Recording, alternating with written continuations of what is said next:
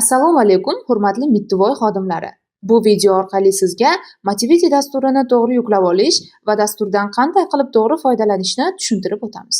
Demak, birinchi qadam havola ustiga bosib, o'zingizga qulay bo'lgan Android yoki iOS tizimi orqali dasturni yuklab olasiz.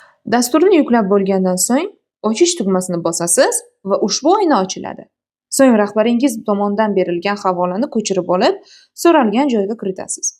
Ekranda navbatdagi oyna ochiladi. Bunda siz o'zingizga berilgan shaxsiy login va parollarni kiritasiz. Hamda foydalanish shartlarini bajarish uchun rozilik tugmasini bosib, kirish tugmasini bosasiz.